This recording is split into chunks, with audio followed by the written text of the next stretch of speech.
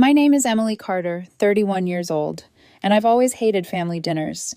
Not because I dislike my family, though, if we're being honest, like is a generous word, but because those dinners have a way of peeling back whatever thin layer of civility we all pretend to have. They turn politeness into performance, affection into ammunition. And tonight, at my cousin Mia's birthday dinner, that performance was already unraveling before I even sat down. The restaurant was dim and stylish, the kind of place where candles flicker in little glass holders, and the sound of forks feels louder than the music. Every table was full of people laughing, toasting, clinking wine glasses. Meanwhile, our table looked like a stage waiting for the next act of chaos. My parents, Helen and Robert, were already there, smiling too wide, pretending nothing was wrong. Mia was at the head of the table, trying her best to play peacekeeper, though her eyes darted nervously toward my sister Brianna. Brianna, of course, was basking in attention. Perfect hair, perfect smile, perfect illusion. I knew that look, her version of confidence. Underneath it was desperation, the kind that feeds on being seen, even if it means someone else has to bleed. "Emily, over here," my mom chirped as I walked in. "Sit next to your sister." Of course, because why not make me the emotional target before the appetizers even arrived? I took my seat, smiled politely, and reached for the menu. I'd promised myself I'd get through the evening quietly. Smile, nod, pay my share, and go home. That was the plan. But Brianna had other plans. She leaned back in her chair, crossing her legs with that lazy confidence only freeloaders seem to have mastered. Then, loud enough for half the table to hear, she smirked. "Still single, Em? Guess no one wants to date a control freak." The table went silent for half a second before my parents chuckled. Dad shook his head like he'd just heard the punchline of a harmless joke. "Brianna, behave," he said, but his smile didn't fade. My cheeks burned, not from shame, but from the slow, familiar anger I'd spent years learning to swallow. I forced a smile. "You're right," I said lightly, tilting my head. "No one wants to date a control freak." Then, after a small pause, I added, "Just like no one wants to pay your rent." Her smirk faltered. "What?" she said, half laughing. I leaned in, still smiling. "Oh, that's right. It comes from me." For a heartbeat, no one spoke. The air seemed to tighten around the table. Mom froze mid-sip. Dad's hand stilled on his glass. Even Mia looked up, her eyes wide. I pulled my phone out of my purse and unlocked it with a soft click.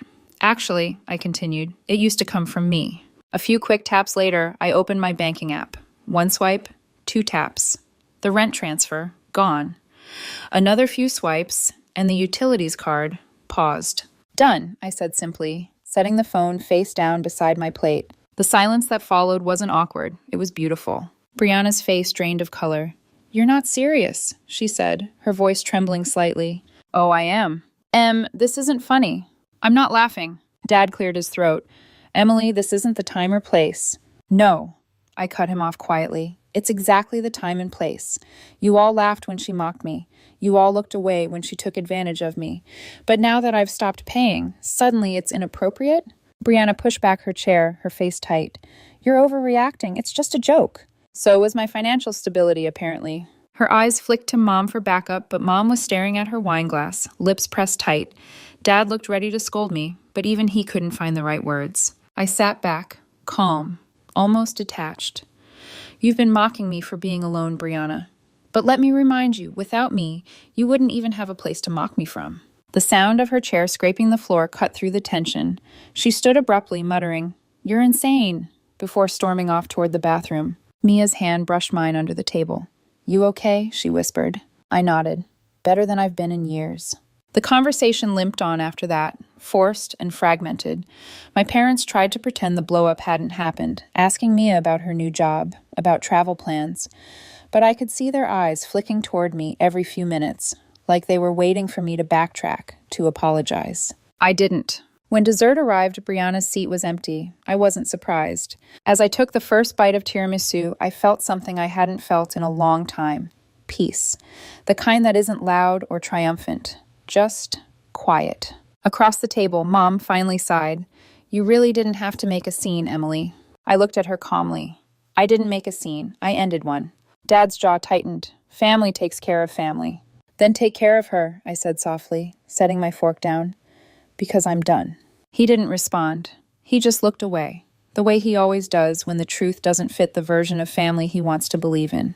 By the time I left, the night air outside felt sharper, lighter, like the world had quietly shifted. I walked to my car, slipped inside, and just sat there for a while, hands on the steering wheel, heart steady.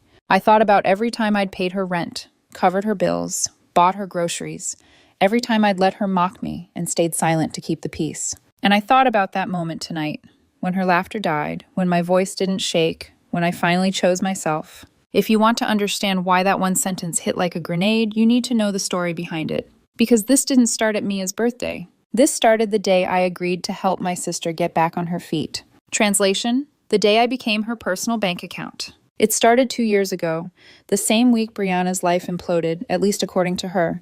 Her boyfriend had broken up with her. She'd quit her job because the manager was toxic, and she had nowhere to go. That's what she said, standing at my apartment door, eyes red, clutching a grocery bag with maybe 2 changes of clothes and a dying houseplant. I remember her saying, "Em, I just need a little help, just for 1 month until I figure things out." Behind her, rain was falling, soaking her cheap flats. I could have said no. I should have said no. But guilt is a language my family speaks fluently, and I'd been fluent since childhood. So I opened the door. She came in, set down her bag, and exhaled like she had just arrived at a spa. "You're a lifesaver," she murmured, looking around my small apartment. "It's so neat, like hotel neat. Do you even live here, or just work and clean?" I smiled thinly. "I live here, and I work so that I can keep it that way." Brianna laughed, but her eyes were already scanning the kitchen, the coffee machine, the wine rack, the framed photos. I could almost see her calculating what she could borrow first. Within days, she'd made herself at home. My couch became her bed, my groceries her meals, my Wi-Fi her Netflix account. "I'll get you back when I start working again," she'd say. When? Not if. That word kept me hooked. The first month, I paid her rent deposit for a small apartment nearby. She swore she'd take over after her new job started. Then the job fell through, then another. Then she said she'd freelance. That's how it began, with just a little help. Then came the phone calls from my parents. "Sweetheart, she's had such a rough time. You've got a stable job. You can afford to help your sister." Family looks after family. You're lucky you don't have kids, Emily. You wouldn't understand what real stress is. And I started paying her rent monthly, then utilities, then her phone bill, because it's part of job hunting. When I hesitated, my mom sighed. "She's your sister. Don't be petty." And just like that, my bank account became our family's shared safety net. Months blurred into each other. I barely noticed how often my phone buzzed with rent reminders, or how my utilities bill quietly doubled. Until one day I looked closer. Electricity doubled. Internet upgraded to Ultra Max gamer speed. Streaming, Netflix, Disney+, Hulu, HBO, Amazon Prime. All in my name. One line item stood out, $420. VIP table. I stared at the charge for a full minute before calling her. "Hey, Em!" Brianna's voice was bright, fake cheerful. "Everything okay?" "What's VIP table?" A pause. "Oh, that's my landlord's payment system." "Your landlord's name is VIP table?" "Don't be judgmental. It's just you wouldn't get it." I hung up, not because I didn't have words, but because none of them were polite enough to say. Still, I didn't cancel the card. I told myself it was easier to keep peace. Easier to just pay it and move on. That's the thing about guilt. It doesn't ask you to love someone, just to sacrifice quietly until you forget what boundaries are. The emotional jabs came next. Every family gathering turned into a comedy roast, and I was the punchline. "Careful," Brianna would laugh. "Em might send you an invoice." Mom would giggle. Dad would shake his head. I'd sit there smiling tightly, pretending it didn't sting. But it did. Then, one afternoon, an email popped up. Subject, notice, late rent payment. Tenant, Brianna Carter. It was from her building manager, addressed to me. I read it 3 times. My name was listed as secondary contact. My heart sank. I called her immediately. "Why am I getting rent notices for you?" "It's a mistake," she said quickly. "I already paid." "Really?" "Because my account shows the transfer went through, and then went right back out to someone named Edenic." She snapped, "Don't be classist." "Brianna, that's not classism, that's theft." She hung up. That Sunday, I printed the email and brought it to lunch at my parents' house. When everyone sat down, I placed it in the middle of the table like evidence in a trial. "What's this?" Dad asked, frowning. "Proof that Brianna isn't paying her rent, even though I am." Mom pursed her lips. "Emily, why would you humiliate your sister like this?" "Humiliate her? She's one step away from eviction. I'm trying to stop that." Brianna walked in mid-sentence, wearing the designer jacket I bought her last Christmas. She froze, saw the paper, then smirked. "Wow, are you really turning family into a courtroom?" I clenched my jaw. "You've been lying to me." She rolled her eyes. "You're just bitter because you're single and have nothing better to spend your money on." The table went silent. Something inside me, something small and tired, finally broke. "You've got 2 weeks," I said. "After that, I'm done. Rent, utilities, everything." They all stared like I'd slapped her. Mom gasped. "Emily, you can't just abandon her." Dad frowned. "She's trying her best." Brianna scoffed. "You'll cave. You always do." I didn't argue. I just stood, gathered my bag, and left. That night, my phone exploded with messages. Mom's guilt trips, Dad's lectures about loyalty, Brianna's emotional voice notes about being betrayed. I didn't respond to any of them. Instead, I opened my laptop and started unlinking everything. Rent accounts, shared cards, Amazon logins. I froze my credit, canceled automatic transfers, changed passwords. It felt ruthless, but it also felt necessary. For the first time, I was preparing not to save someone. By the time Mia's birthday invitation came through a week later, I already knew what I'd do. I'd show up, stay quiet, and let the night play out. If Brianna crossed the line again, I'd finish what I started. And she did. The moment she mocked me at that restaurant, that smug, careless laugh, I knew it was the last time. By dessert, I wasn't her savior anymore. I was her lesson. There's a certain kind of silence that fills a house when truth finally lands. Not the comforting kind, but the heavy kind that hums under your skin. That's what my parents' dining room felt like the following Sunday. The table was already set. Pot roast, mashed potatoes, the usual comfort food. Except this time, no one seemed comfortable. I'd brought something with me. A folded piece of paper I'd printed the night before. The late rent notice. Brianna was late, of course. She always was. Mom gave me that tight smile she reserved for family issues that should stay private. "Emily," she said sweetly, "let's not ruin lunch, okay?" "Sure," I said. "Then maybe your other daughter should stop using me like a credit card." Dad sighed deeply, as if I'd already exhausted him by breathing. "You're being dramatic again." "Am I?" I slid the folded letter across the table until it stopped in front of him. "Read it." He hesitated before opening it. As his eyes scanned the page, his frown deepened. Mom glanced over. "What is that?" "A notice," I said. "From Brianna's landlord. She's behind on rent, again. Even though I already transferred the money." Mom's eyes narrowed. "Emily, we don't need to air every detail of your finances." "It's not about finances, Mom. It's about lies." Just then, the door opened. Brianna walked in, sunglasses perched on her head, jacket draped casually over one shoulder.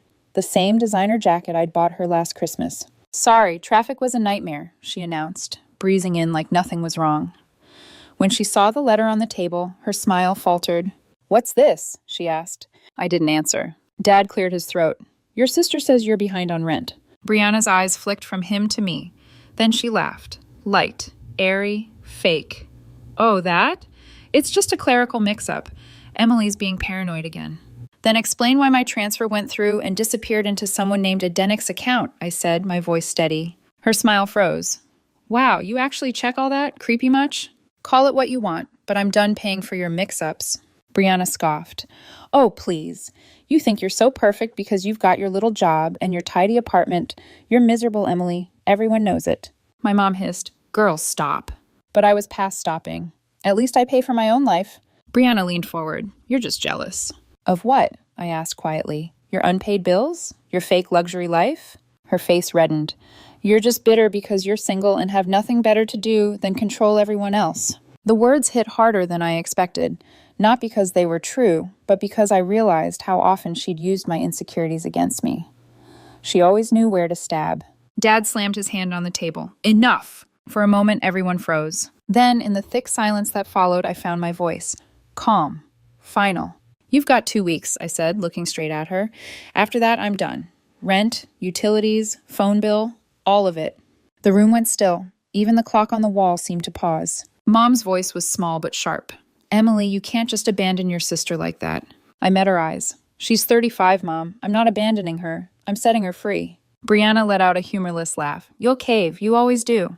But I didn't answer. I stood, gathered my things, and walked out. I didn't cry. I didn't even feel angry. Just done. That night, my phone turned into a war zone. Mom sent guilt-laced messages. You're breaking your father's heart. She's your sister. What if something happens to her? Dad left a voicemail that started calm and ended with disappointment. If your grandmother saw this lack of loyalty, she'd be ashamed. And Brianna, she alternated between rage and desperation. I don't need your money. Actually, they're charging me a late fee. Can you spot $300? You're evil. Seriously, you're actually evil. I didn't reply to any of it. Instead, I opened my laptop and started cutting the last remaining threads that connected us financially. I removed her name from shared subscriptions, changed passwords, froze my credit, and set up alerts on every account. Each click felt like pulling a needle out of my skin. For the first time, I could breathe. The next few days were quiet, unnaturally so. I woke up to no messages, no emergency transfers, no demands disguised as favors. My mornings were mine again. But guilt is patient. By the end of the week, it started whispering. Maybe I overreacted. Maybe I should give her one more chance. Then, one morning, as I scrolled through my emails, I saw a new message. Subject: Family Strategy Dinner. It was from Dad. Attached was an agenda. I kid you not, an actual agenda. Discuss Brianna's rent situation. Present bridge plan, 90-day coverage. Family expectations moving forward. I stared at it for a long moment, half amused, half exhausted. My family really thought this was a business negotiation. I replied with one line. I'll come, but I'm not bringing my checkbook. That dinner would change everything. But before that, there was the calm before the storm. Mia texted me that evening. I heard about Sunday. Proud of you. She needed to hear it. I smiled at the screen, feeling a rare spark of validation. Then her next message came through.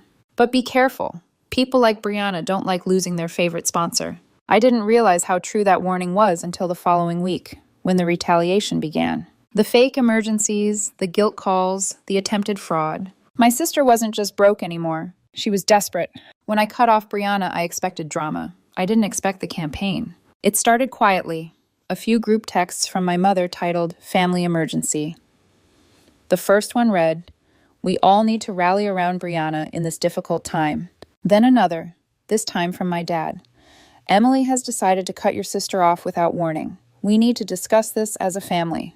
And then Aunt Linda chimed in, why was Emily paying her bills in the first place? For once, the silence that followed didn't make me anxious. It made me smile. That Monday morning, Brianna called. Her voice was syrupy sweet, the same tone she used when she wanted something. Hey, Em, I'm trying to set up auto pay for next month's rent, but my card's not working. Did the bank block it?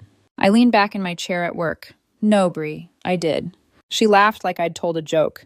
You're kidding. Nope. The line went quiet, then sharper. You can't do that. I already did. You think cutting me off makes you some kind of hero? You'll regret this when no one's around to help you. I smiled faintly. Maybe. But you'll regret never learning to help yourself. She hung up. That was day 1. By day 3, she tried emotional warfare. Long voice notes. Tears mixed with manipulation. You're not just my sister, you're my best friend. I can't believe you do this to me. I'm literally having panic attacks because of this. You've always needed to feel superior. Admit it. I didn't reply. Then came the guilt calls from Mom. Honey, your sister had a breakdown last night. She's not built like you. She's sensitive. So am I said flatly. I just stopped paying for it. By Thursday, the tone shifted from pleading to rage. I got a fraud alert on my phone. An attempted add-on to the paused utilities card. 10 minutes later, another notification. New credit application. Denied. She'd tried to open a credit line in my name. I blocked her number, reported the attempt, and shut down the shared account completely. The quiet after that felt almost sacred. But peace never lasts long in my family. Friday afternoon, my phone buzzed again. Unknown number. I didn't recognize it until I heard the voice. This is Paul, your sister's property manager. You're listed as secondary contact on her lease. I rubbed my temples. I'm not a guarantor.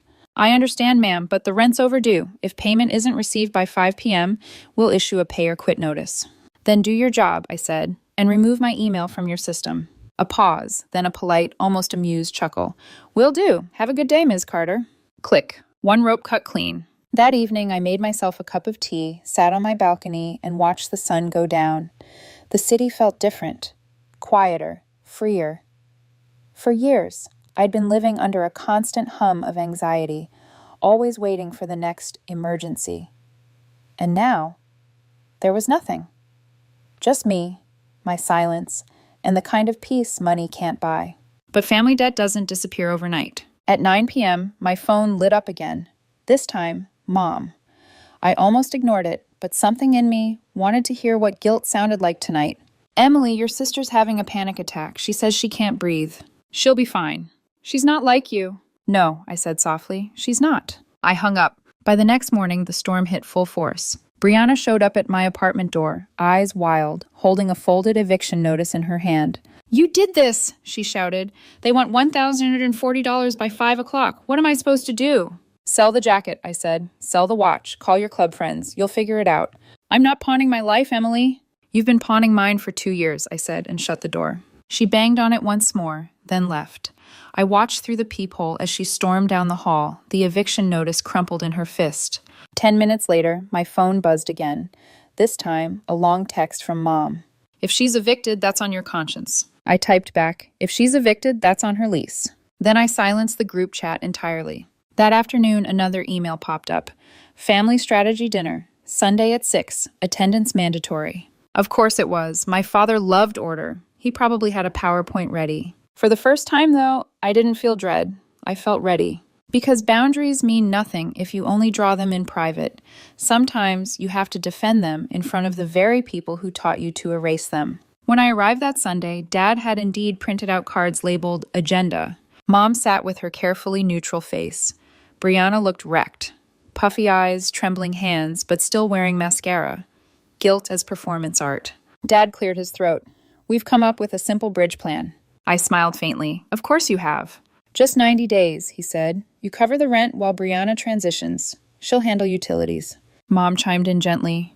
Sweetheart, be reasonable. You know she's had a hard time. For 2 years, I've been reasonable, I said quietly, sliding my phone across the table. Look, transaction logs, charges, screenshots, months of proof, club fees, online shopping, streaming upgrades. $420 for a VIP table, I said. That's not survival, that's entitlement. Brianna's voice cracked. Why are you doing this? Because you never stopped, I replied. Mia, sitting off to the side, finally spoke up. Maybe Brianna should sell some of her stuff. That gaming PC, that jacket. I'm not selling my watch, Brianna snapped. Then you're not serious, I said. No one spoke after that. In the end, Brianna sold the jacket and the gaming setup, borrowed the rest from friends, and paid her rent on her own. She didn't thank me, and for once I didn't need her to. That night, I went home, brewed another cup of tea, and sat by the window. I looked around my apartment, quiet, clean, finally mine again.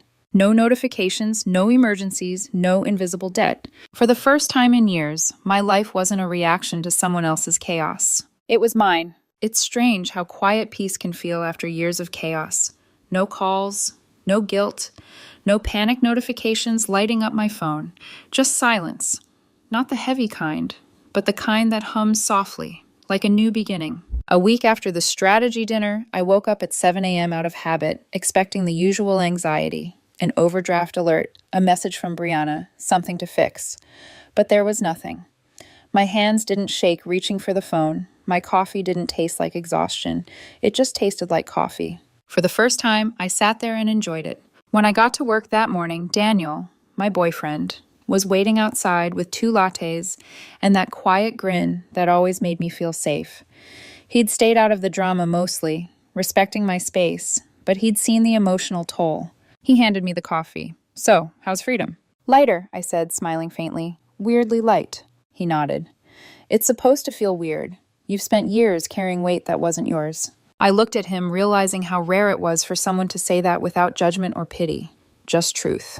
That afternoon, I got a text from Mia. She paid her rent, barely, sold some stuff, borrowed the rest. I stared at it for a long time. Relief wasn't the emotion I expected, but it came anyway. For once, Brianna had figured something out without my help. A few weeks passed. My parents tried to reach out, cautiously, like people approaching a wild animal they'd underestimated. Mom sent recipes as peace offerings. Made your favorite stew today. Miss you. Dad left a short voicemail. You were right about some things. I didn't rush to reply. I wasn't angry anymore, just careful. Brianna, meanwhile, went silent. Not a text, not a call. The absence was strange, but I didn't feel it. Boundaries mean accepting silence, even when you crave closure. 2 months later, Mia invited me to her new apartment for a small gathering. When I walked in, the first person I saw was Brianna. She looked different, smaller, not physically, but in energy. No designer jacket, no full face of makeup, no entitlement shining behind her eyes. Just tired, human. She glanced up, and for a moment, I thought she'd look away. But she didn't. "Hey," she said quietly. "Hey." We stood there in awkward silence until Mia swooped in with her usual cheer. "Look at my two favorite cousins finally in the same room again. Who wants wine?" We both laughed, hesitant but real. Later, when the noise faded and most guests had gone, Brianna came over to where I was standing by the balcony. "I sold the watch," she said softly, "and the bag. Even picked up some warehouse shifts. It's humbling." "I'm glad," I said simply. She looked down at her hands. "I used to tell myself you helped because you like controlling people. But I get it now. You just didn't know how to stop." That made me pause. "You're not wrong." She nodded, eyes glistening. "I'm sorry, Em. It wasn't dramatic. No tears, no hugs. Just two women standing in the quiet truth of what they'd done to each other and what they were finally learning to undo." Weeks passed. Seasons shifted. My life filled with small, peaceful rituals. Thursday nights at a pottery class, Sunday morning walks with Daniel, late dinners with Mia. I started reclaiming corners of my life I'd given away one transaction at a time. My couch wasn't a guest bed anymore. My paycheck stayed in my account. My energy wasn't spent patching up someone else's choices. One evening, I sat on that same couch, scrolling through photos, and stumbled upon one from 2 years ago, me and Brianna at a cafe. Her smiling wide while I looked exhausted, eyes red from crying. I remembered that day. She'd asked for one last loan. I'd said yes. I stared at that photo for a long moment, then deleted it. Not out of anger, out of peace. Months later, I saw a photo of Brianna on social media. She was standing in front of a small, bare apartment. Mismatched furniture, mattress on the floor, a plant on the windowsill. The same plant she'd brought when she first showed up at my door 2 years ago. I didn't feel pity or smugness. I just felt free. Because maybe that's what love really is, not saving someone over and over, but finally letting them face their own darkness so they can find their own light. That night, I sent a short text. "Proud of you." She replied hours later. "Thanks for everything, even the hard part." Sometime after midnight, I lay in bed, the quiet filling every corner of the room. I realized something I'd never allowed myself to believe before. Boundaries aren't cruel. They're the most honest form of love there is. Love without them isn't compassion. It's debt dressed up as devotion. For years, I mistook silence for peace and sacrifice for loyalty, but now I know the truth. Sometimes you don't need to raise your voice to win. You just quietly pull the plug and watch the lights go out.